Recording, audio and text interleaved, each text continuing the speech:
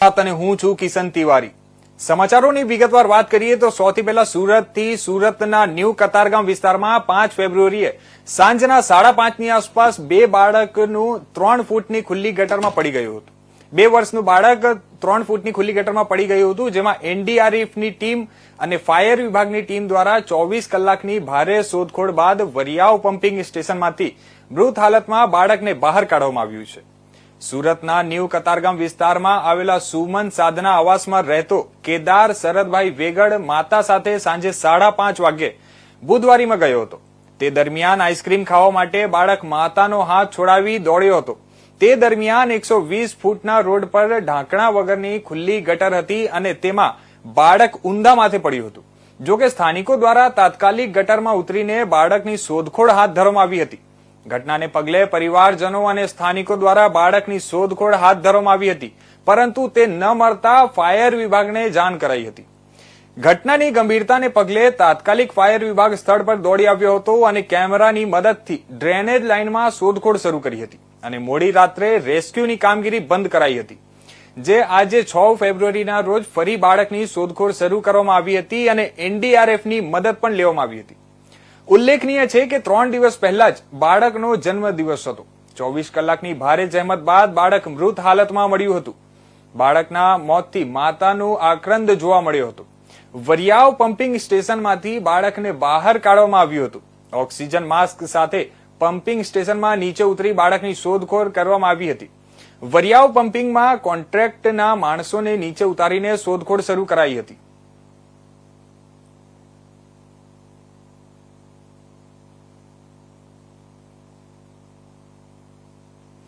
તો આ તરફ આપણે વાત કરીએ જામનગરની, તો જામનગરના પડાણા પાટિયા પાસે ટ્રિપલ અકસ્માત સર્જાયો છે, જેમાં ટ્રક, કાર અને રિક્ષા વચ્ચે અકસ્માતમાં 2 લોકોના મોત થયા છે।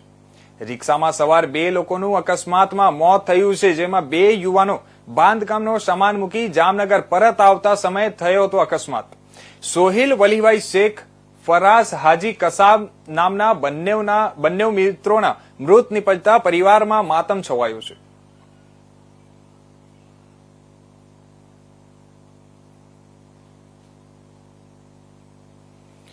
તો આ તરફ આપણે વાત કરીએ આણંદની, તો આણંદના એનઆરઆઈ યુવક સાથે સોશિયલ મીડિયા ફેસબુક પર યુવતીએ મિત્રતા કરી અને તેને મળવાના બહાને આણંદ બોલાવ્યા અને તે બાદ યુવતીના 4 જેટલા સાગરીતોએ આવી પોતે પોલીસ હોવાની ઓળખ આપી।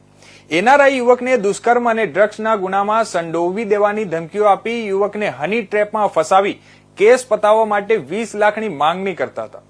યુવકે આ અંગે આણંદની લોકલ ક્રાઇમ બ્રાન્ચ પોલીસનો સંપર્ક કરતા એલસીબી પોલીસે છટકું ગોઠવી અમદાવાદ આંગણિયા પેઢીમાં 2.5 લાખની રકમ લેવા આવેલી હની ટ્રેપમાં ફસાવનાર ટોળકીને ઝડપી પાડી હતી।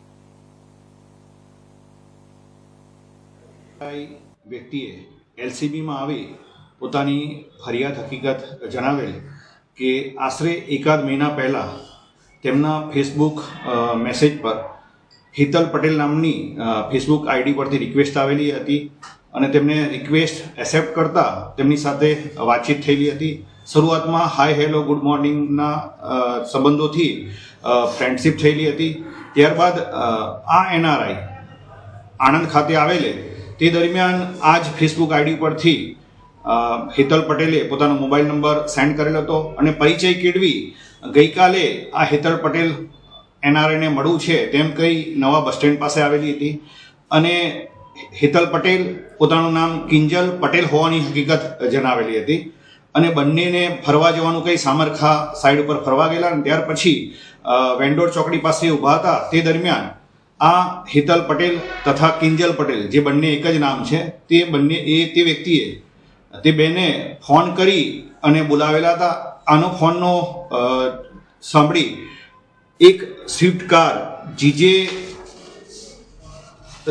સુરત પાસિંગની ગાડી સ્વિફ્ટ કાર GJ05 RB 8176માં 4 જેટલા અજાણ્યા ઈસમો આવેલા હતા અને તે પૈકી અમદાવાદ પોલીસમાં અજયભાઈ કરીને છે તેમ ઓળખાણ આપી તમારા વિરુદ્ધમાં ડ્રગ્સનો કેસ કરવામાં આવશે, તમે આ બેન સાથે બળાત્કાર કર્યો છે, તમારા વિરુદ્ધમાં કાયદેસરની કાર્યવાહી કરશે તેમ ખોટી ઓળખ આપી તેઓને આ સ્વિફ્ટ ગાડીમાં બેસાડી દીધેલા અને હાઈવે પર જઈ બોરિયાવી ખાતે જઈ પોતાના ઉપરી અધિકારી સાથે વાત કરવાનું કહી જો 20 લાખ રૂપિયા આપવામાં નહીં આવે તો તમારા વિરુદ્ધમાં બળાત્કાર તથા ડ્રગ્સનો કેસ કરવામાં આવશે તેમ ધાકધમકી આપી તેમની પાસેથી 7,500 રૂપિયા પડાવી લીધેલા હતા.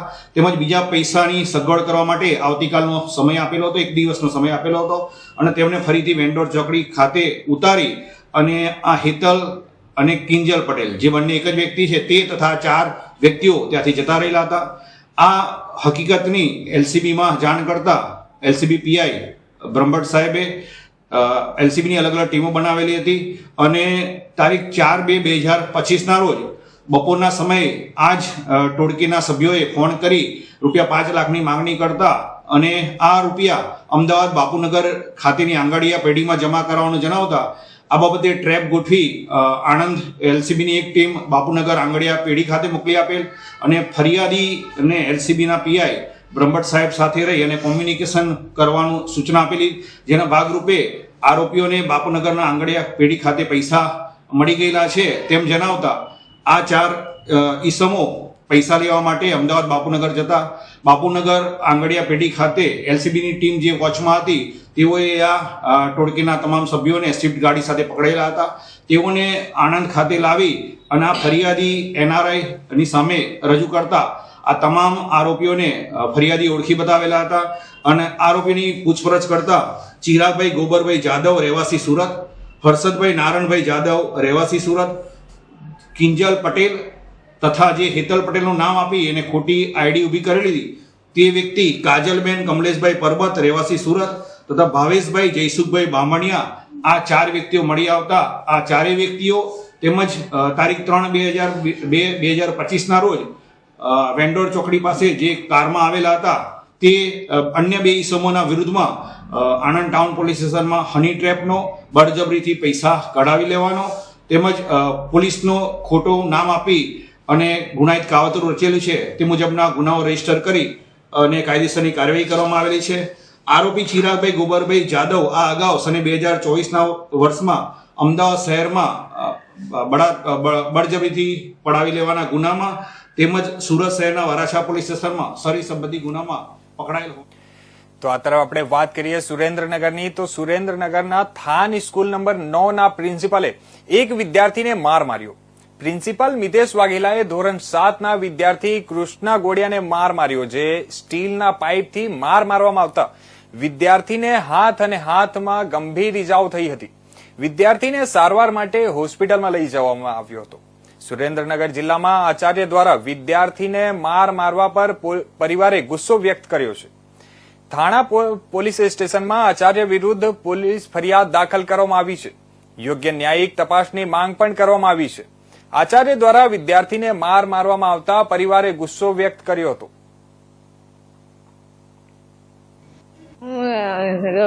ગેડિયા કૃષ્ણાની મમ્મી બોલું છું. એ જયારે આવ્યો ને ત્યારે ચૂપચાપ હતો. ત્યારે મને કાલે એમ જ કીધું હતું કે ના મારા પપ્પા આવશે ને ત્યારે હું બધું કહીશ. મેં તો હારું, મેં તો એવું થઈ સોચ્યું, મેં તું તારા પપ્પાને કહીશ. તો એ કે કાંઈ નહીં મમ્મી, કે મારા પપ્પા આવે ને ત્યારે કહું બધું. તો પછી સાંજે છે ને અમારા સાસુ સસરા બધા બહાર હતા, એ સાંજે આવ્યા ને ત્યારે કીધું મારા કિસલાએ કીધું એ કે મમ્મી કે મને છે ને મિત્ર સરે કે માર્યો. મેં તું કા માર્યો? મેં તો તે શું કર્યું?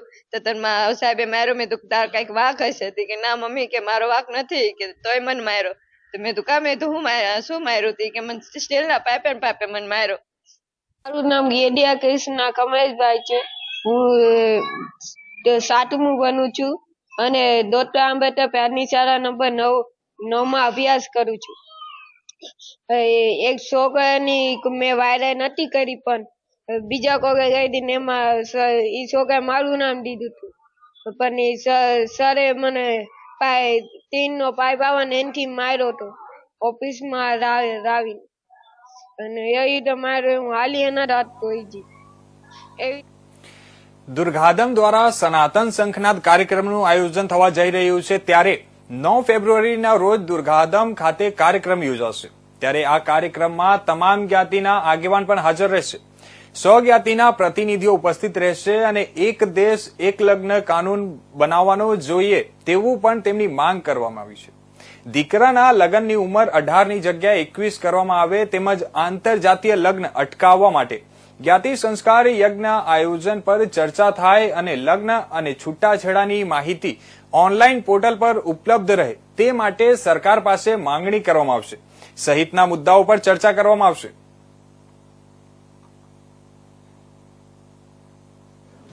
નવના રોજ ગુજરાત નહીં પરંતુ સમગ્ર ભારતના ઇતિહાસમાં એક પ્રથમ બનાવ બનવા જઈ રહ્યો છે. મોટાભાગે આપણે જોતા હોઈએ છીએ કે અલગ અલગ જ્ઞાતિના સમૂહ જે છે એકત્ર થતા હોય છે.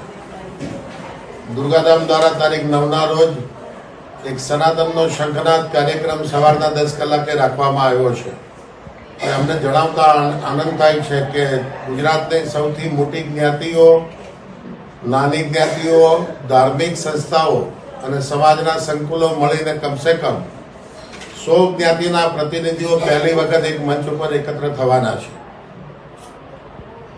આ ગુજરાત માટે નહીં પણ ભારત માટે પણ સનાતન માટેનો એક નવો રસ્તો તૈયાર કરશે કે સનાતન ધર્મની વાત જે છે એ વાત કરવા માટે તમામ જ્ઞાતિ અને જ્ઞાતિના મંડળો અને સંગઠનો એક સાથે બેસીને ચર્ચા કરવી જોઈએ. સનાતનના શંખનાદ કાર્યક્રમની અંદર મુખ્ય વિષય જે છે એ મુખ્ય વિષય એવો છે કે સધર્મી લગ્ન કાનૂનની વ્યવસ્થા કરવી જોઈએ. જ્યારે ભારત દેશની અંદર એક દેશ એક ટેક્સ, એક દેશ એક ઇલેક્શન, આ તમામ મોરચાની અંદર કાર્ય થઈ રહ્યું છે ત્યારે એક દેશ એક લગ્ન કાનૂન પણ બનાવવો અત્યંત જરૂરી છે. આપણે સૌ જાણીએ છીએ કે ભારતની અંદર અત્યારે 5 પ્રકારના જુદા જુદા લગ્ન વિષયકના કાનૂનો ચાલે છે અને એ કાનૂનના સહારે સધર્મી અને વિધર્મી વચ્ચેની લડાઈઓ જે છે એ નિરંતર ચાલતી હોય છે. દુર્ગાધામ દ્વારા અમારો એક પ્રયત્ન એવો છે કે જો સધર્મી લગ્ન કાનૂન બનાવવામાં આવે તો દીકરીઓને ફોસલાવી પટાવી અને જે વિધર્મીઓ આક્રમણ કરી રહ્યા છે એ આક્રમણ પણ રોકાશે. દુર્ગાધામ દ્વારા એ 100 જ્ઞાતિના આગેવાનોએ દિવસે ઠરાવ પાસ કરી અને સરકારને પ્રસ્તુત કરવાના કે દીકરીની ઉંમર જે છે એ 18ની જગ્યાએ જો 21 વર્ષ કરવામાં આવે તો એનું પૂર્ણ મેચ્યોરિટી લગ્ન માટેની બની જાય. કારણ કે એક અંદાજ અને એક સર્વે મુજબ વિધર્મી સાથે પ્રેમમાં પડતી દીકરીઓ જે છે એની ઉંમર જે છે 21 વર્ષથી વધારે નીચે હોય એવા કિસ્સાઓ ગુજરાતની અંદર 80%થી વધારે છે. જે મુખ્ય જ્ઞાતિઓની સાથે જે અમારા સંવાદો થયા છે એ મુજબ વિધર્મી સાથે લગ્ન માટે થઈને સૌથી મોટી અગર કોઈ જવાબદાર વસ્તુ હોય તો એ ઉંમર છે. અમે સરકારને એ દિવસે માંગણી મૂકવાના છીએ કે 18ના બદલે જો 21 વર્ષની ઉંમર કરવામાં આવે દીકરીના લગ્ન માટે. અને આજે વિશ્વભરની અંદર મહિલા સશક્તિકરણના કાર્યક્રમો ચાલે છે. પુરુષ સમવડી સ્ત્રી બનાવવા માટેના એજન્ડાઓ જે છે અલગ અલગ સંસ્થાઓ અને સરકારો ચલાવતી હોય છે. તો આ તરફ વાત કરીએ તો આપણે રાજકોટની સરકારી સિવિલ પીડીયુ મેડિકલ હોસ્પિટલ જાણે વિવાદોની પાઠશાળા બની ગઈ હોય તેવું લાગી રહ્યું છે. કારણ કે દિવસે ને દિવસે રાજકોટની સિવિલ હોસ્પિટલ કોઈના કોઈ વિવાદોમાં ઘેરાયેલી જોવા મળી રહી છે. ત્યારે આજ રોજ રાજકોટ સિવિલ હોસ્પિટલની ગંભીર બેદરકારીનો વિડીયો પ્રકાશમાં આવ્યો હતો. આ તકે વાત કરીએ તો કોરોના કાળ પહેલા કરોડો રૂપિયાના ખર્ચે બનેલ રાજકોટ સિવિલ હોસ્પિટલનું PMSSY બિલ્ડિંગમાં મૂસકરાજ રાત્રિના સમયે આતંક મચાવતા હોય તેવો એક વિડીયો પ્રકાશમાં આવ્યો હતો. ત્યારે સમગ્ર મામલે સ્થળ તપાસ કરતા સિવિલ હોસ્પિટલના PMSSY ના નવા બિલ્ડિંગમાં સારવાર અર્થે આવેલ દર્દીઓના સગાઓ દ્વારા જણાવવામાં આવ્યું હતું કે કરોડો રૂપિયાના ખર્ચે જે સરકારે બિલ્ડિંગ બનાવ્યું છે તેમાં તંત્રની બેદરકારીને કારણે ઉંદરોનો ત્રાસ એટલી હદે છે કે રાત્રે અહીં સૂવું પણ મુશ્કેલ બની ગયું છે. કારણ કે રાત્રિના સમયે ઉંદરો છતની પાઇપ મારફતે નીચે ઉતરી દર્દીઓ માટે રાખેલ જમવામાં અને નાસ્તામાં આંટાફેરા માર્યા કરે છે. તેમજ મોબાઈલના ચાર્જિંગના વાયરો પણ કોતરી ખાય છે. અને વધુમાં જો ખુલ્લા પગે નીચે સૂતા હોય તો ઉંદરો બચકા પણ ભરી જાય છે. તેથી ઉંદરના ત્રાસ બાબતે તંત્રે કોઈ કાર્યવાહી કરવી જોઈએ અને ગરીબ દર્દીઓ કે જે રાજકોટ નહીં પણ સમગ્ર સૌરાષ્ટ્રમાંથી અહીં સારવાર લેવા આવે છે તેઓને કોઈ પણ તકલીફ ના પડે તે બાબતે તંત્રે ત્વરિત પગલાં લેવા જોઈએ. ત્યારે સમગ્ર મામલે રાજકોટ સિવિલ અધિક્ષક મોનાલી માકડિયા દ્વારા ઇન્ડિયા ન્યૂઝ સાથે ખાસ વાતચીત કરતા જણાવ્યું હતું કે આ બિલ્ડિંગ 2019ના સમય પહેલા બનાવવામાં આવ્યું હતું. માટે અમે ઓલરેડી 16/12/24 સેન્ટ્રલ વેરહાઉસિંગ એજન્સીને કોન્ટ્રાક્ટ વર્ક ઓર્ડર આપેલો છે રિપીટેડ રિમાઇન્ડર્સ એમને કર્યા છે, પણ એમના તરફથી કામ ચાલુ કરવામાં નથી આવ્યું. ઇવન લાસ્ટ વીક અમે એમને રિમાઇન્ડર કર્યું છે, છતાં પણ એ લોકોએ કામ ચાલુ નથી કર્યું. તમારે એમના કોન્ટેક્ટ નંબર જોઈતા હોય તો પણ હું તમને આપી દઉં. એટલે એ કામગીરી શું કરશે? Mosquito control, general pest control, ઉંદરની બધી જ કાર્યવાહી કરવાની છે. મોસ્કીટો લાર્વા કંટ્રોલ બી કરવાનું. દર્દીઓ કેટલા હેરાન જોવા મળી રહ્યા છે? તમને ફરિયાદો મળતી હશે? ફરિયાદ મને મળી છે, એ સાચી વાત છે, અને 2-3 દર્દીને હેરાનગતિ થઈ પણ છે, એનું અમને ખૂબ દુઃખ છે. અને આ ફરિયાદના અંતર્ગત જ અમે રિપીટેડ એ લોકોને રિમાઇન્ડર્સ પણ કર્યા છે, એમની સાથે ટેલિફોનિક વાત કરેલી છે, અને એ લોકો અમને પ્રોમિસ કરે છે કે દર વખતે એવું પ્રોમિસ કરે છે કે વિધિન 7 days અમે ચાલુ કરશું, વિધિન 9 days ચાલુ કરશું, 10 days, પણ હજી પણ એ લોકોએ કામ ચાલુ નથી કર્યું. અધિક્ષક છો તો આ કોન્ટ્રાક્ટ કંપની ઉપર કોઈ કાર્યવાહી નથી હા, કરી એટલે શકતા? હવે અમે વડી કચેરી આ અંતર્ગત અમે વાતચીત પણ કરી છે, કોન્ટેક્ટ પણ કર્યો છે, અને એમની જે માર્ગદર્શન આવશે એ પ્રમાણે અમે આગળ કાર્યવાહી કરશું. કોન્ટ્રાક્ટ કંપની કામ કરવા ન આવે અને મોસ્ટલી તો હજુ 15 દિવસની આ 20 દિવસની ના, મેં ઓલરેડી વડી કચેરીએ જાણ કરી દીધી છે, અને એમનું માર્ગદર્શન આજે આવી જ જશે. એ પ્રમાણે અમે તરત જ કાર્યવાહી ચાલુ કરીશું. વિકલ્પમાં કોઈ બીજી એજન્સી ખરા કામ કરવા માટે? હા, એના માટે બીજી એજન્સી માટે જ અમે વિકલ્પ અમારી વડી કચેરીએથી જે માર્ગદર્શન આવશે એ પ્રમાણે કામ કરીશું. કોન્ટ્રાક્ટ ક્યારે આપવામાં આવ્યો છે? 16/12/24. કરોડોના ખર્ચે બની રાજકોટની સિવિલ મેડિકલ પીડીયુ હોસ્પિટલમાં મુશકરાજ જોવા મળી રહ્યું છે. અનહદપણે આ મુશકરાજ દર્દીઓને સતાવી રહ્યું છે. ત્યારે આપણી સાથે રાજકોટ સિવિલ સર્જન છે, એમની સાથે વાત કરીશું. મેડમ, કરોડો રૂપિયાના ખર્ચે આ બિલ્ડિંગ બનાવવામાં આવ્યું છે કોરોનાનું, ત્યાં અત્યારે મુશકરાજ અનહદપણે જોવા મળે છે, શું કહેશો? રોડન્ટ અને એના માટે આ મિનિસ દૂર કરવા માટે અમે સેન્ટ્રલ વેરહાઉસિંગ એજન્સીને 16/12/24 કોન્ટ્રાક્ટ પણ આપેલો છે, અને રિપીટેડ રિમાઇન્ડર્સ કરવા છતાં પણ એ લોકોએ હજી કામ સ્ટાર્ટ નથી કર્યું. આ અંગે અમે વડી કચેરીને રજૂઆત કરેલી છે, અને એ લોકોનું માર્ગદર્શન આવે અમે આગળ કાર્યવાહી કરશું. આ જે ઉંદરનો ત્રાસ છે તે ઘણા વર્ષોથી જે બિલ્ડિંગ બન્યું તેના થોડાક ટાઈમ પછી ચાલુ થઈ ગયો હતો, તો ત્યારથી અત્યાર સુધી કેમ કઈ આ પગલાં લેવામાં આવ્યા? જે પણ કાર્યવાહી કરવામાં આવેલી હતી ત્યારે થોડો મિનિસ ઓછો થઈ ગયેલો હતો, હવે ફરી પાછું સ્ટાર્ટ થયું છે. દર્દીઓ એમ પણ કહે છે કે રાત્રે સૂઈ છે ત્યારે જે ઉંદર છે તે એને દર્દીઓની જે ખાવાનું હોય છે, રાખવું છે, એમાં આટાફેરા કરતા હોય છે, એના ચાર્જિંગને જે કઈ વાયર રાખ્યો એ તોડી નાખે છે, પ્લસ દર્દીઓના બટકા પણ ભરી જાય છે.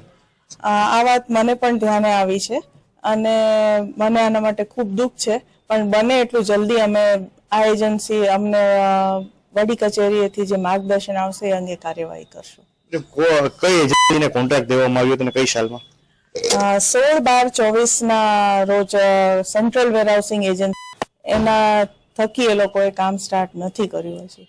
મહત્વની બાબત કે આ જે બિલ્ડિંગ છે જે કરોડ રૂપિયાના ખર્ચે તો બન્યું છે, એમાં મોંઘી સાધન સામગ્રીઓ પણ રાખી છે, તો એને પણ આ ઉંદરથી નુકસાન નથી થતું, તો એ બાબતે કેમ તંત્ર કોઈ એ બાબતે કાર્યવાહી ચાલુ છે, અને વિધિન શોર્ટ ટાઈમ અમે આનું સોલ્યુશન લાવીશું. કેટલા દિવસમાં મેડમ દર્દીઓને અને સિવિલ તંત્રના જે વિભાગ છે તેને ન્યાય મળી જશે?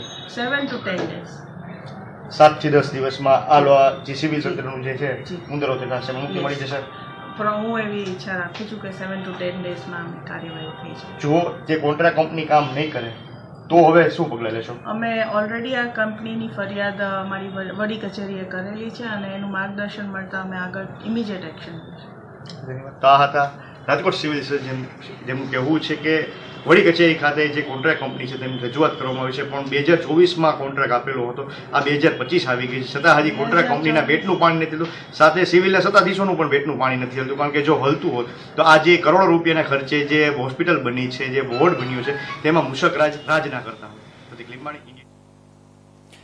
તો આ તરફ વલ્લભી વિદ્યાનગરમાં આર્યરાજ એસ્પાયરમાં રોજ ફેમિલી સ્પાની આડમાં આંતરરાજ્ય તેમજ વિદેશી યુવતીઓને લાવી તેઓ પાસે ગેરકાયદેસર રીતે દેહ વેપારની પ્રવૃત્તિઓ ચલાવવામાં આવતી હોવાની ફરિયાદના આધારે આણંદની એસઓજી પોલીસે રોજ ફેમિલી સ્પામાં છાપો મારી તપાસ કરતા સ્પામાં 4 ભારતીય યુવતીઓ તેમજ એક વિદેશી યુવતી પાસે દેહ વેપાર કરવામાં આવતો હોવાનો પર્દાફાશ થયો હતો. પોલીસે સ્પાના કાઉન્ટર પરથી સ્પાનો સંચાલક મધ્યપ્રદેશના ઇન્દોરની રાખી કેસરીલાલ ગાંગલે અને મૂળ માતરના અને હાલમાં આણંદ ખાતે રહેતા આસિફભાઈ સતારભાઈ વોરાને ઝડપી પાડ્યા હતા.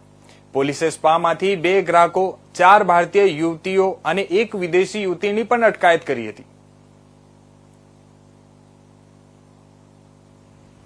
આણંદ જિલ્લામાં સ્પાની આડમાં ગેરકાયદેસર કૂટણખાતા ચલાવતા ઈસમોના વિરુદ્ધમાં કાયદેસરની કાર્યવાહી કરવા પોલીસ અધિક્ષક શ્રી જસાણી સાહેબ સૂચના આપેલી.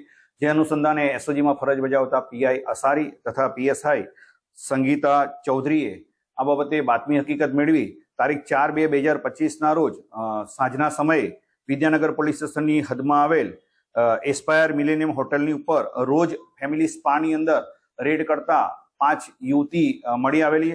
આ 5 યુવતી પૈકી એક થાઈલેન્ડની વતની છે અને 4 ભારતીયો હરિયાણા, યુપી, સુરત અને રાજકોટની 4 યુવતીઓ મળી આવેલી. આ યુવતીઓના ઇન્ટ્રોગેશન દરમિયાન હકીકત એવી જણાવેલ કે રાખી કેસરીલાલ ગાંગલે, જે સિંગાપુર બ્રિટિશ કે ડાબલી પાર્ક કોલોની માંગોલિયા ઇન્દોરની વતની છે, તેને છેલ્લા 3 મહિનાથી આ રોજ ફેમિલી સ્પા ભાડે રાખી અને સ્પાની આડમાં દેહ વેપાર કરતી હોવાની હકીકત જણાવેલી છે. તેની સાથે તેનો મેનેજર તરીકે આસિફભાઈ સત્તારભાઈ વોરા, જે મૂળ વતની માતરનો છે અને હાલમાં સામરખા ચોકડી ખાતે રહે છે, તે મેનેજર તરીકે કામ કરતો હતો. કોઈ પણ કસ્ટમર આ સ્પાની અંદર આવે ત્યારે જે પણ યુવતીઓ છે એના ફોટોગ્રાફ્સ બતાવી અને ગ્રાહકના ડિમાન્ડ પ્રમાણેની યુવતીઓ પાસે દેહ વેપાર કરતો હોવાની હકીકત જણાવેલ છે. જેથી આ બાબતે વિદ્યાનગર પોલીસ સ્ટેશનમાં એસઓજી તરફથી ઇમોરલ ટ્રાફિક પ્રિવેન્શન એક્ટ મુજબનો ગુનો રજીસ્ટર કરી બંને આરોપી રાખી કેસરીલાલ ગાંગલે તથા તો આ તરફ આપણે વાત કરીએ જૂનાગઢની. તો જૂનાગઢ મહાનગરપાલિકાની ચૂંટણી અંતર્ગત વોર્ડ નંબર 13ના ભાજપ કાર્યાલયના ઉદ્ઘાટન પ્રસંગે આજ વોર્ડના કોંગ્રેસના મહેશભાઈ કેશુભાઈ ગરાણીયા તેમજ કૃષ્ણાબેન વિરેન્દ્રભાઈ વાઢેર નામના ઉમેદવારોએ કોંગ્રેસ છોડી ભાજપના ઉમેદવારને સમર્થન જાહેર કર્યું. આ તકે જૂનાગઢ ભાજપના ચૂંટણી પ્રભારી કમલેશભાઈ મીરાણી તેમજ સંગઠન પ્રભારી મુકેશભાઈ દાસાણી દ્વારા આ બંને ઉમેદવારોને ભાજપનો ખેસ પહેરાવી અને ભાજપમાં પ્રવેશ કરાવ્યો હતો. આ તકે જૂનાગઢ સાંસદ રાજેશ ચુડાસમા, શહેર ભાજપ પ્રમુખ પુનિતભાઈ શર્મા સહિતના આગેવાનો અને કાર્યકરો મોટી સંખ્યામાં ઉપસ્થિત રહ્યા હતા.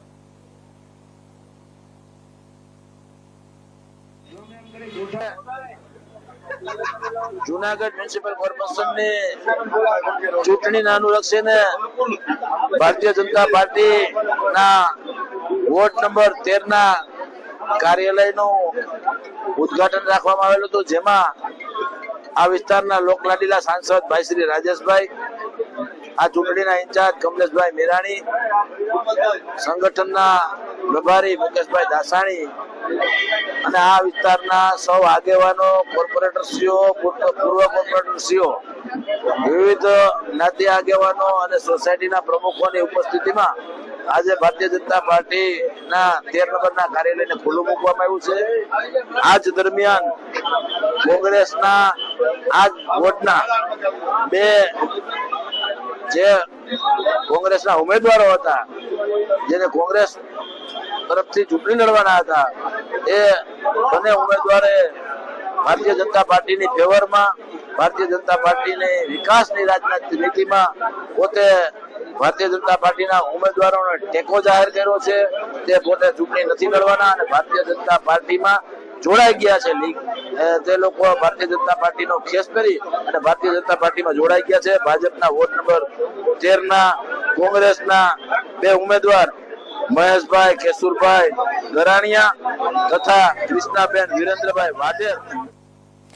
તો આ તરફ આપણે વાત કરીએ ભાવનગરની. તો ભાવનગર પીજીવીસીએલ દ્વારા ભાવનગર જિલ્લામાં 6 દિવસમાં રૂપિયા 2.16 કરોડની વીજ ચોરી ઝડપી પાડી છે. પીજીવીસીએલ દ્વારા ગત સપ્તાહમાં કોર્પોરેટ ડ્રાઈવનું આયોજન કરવામાં આવ્યું હતું, જેમાં વીજળી ચોરી મળી આવી હતી. પોલીસ પ્રોટેક્શન સાથે પીજીવીસીએલની 34 જેટલી ટીમો તપાસ કરવામાં આવી હતી. જિલ્લામાં 2100 જેટલા વીજ કનેક્શનની ચકાસણી કરી, જેમાં 499 વીજ કનેક્શનમાં વીજ ચોરી ઝડપાઈ હતી. 470 રહેણાંકી મકાનમાં, 20 વાણિજ્ય બિલ્ડિંગ, 5 ખેતીવાડી વિસ્તારમાં, 3 સંસ્થા અને ટ્રસ્ટમાં અને 1 કનેક્શન હંગામીમાં મળી 499 કનેક્શનોમાં વીજ ચોરી ઝડપાઈ હતી. પીજીવીસીએલ દ્વારા વીજ ચોરો સામે દંડાત્મક કાર્યવાહી કરવામાં આવી હતી.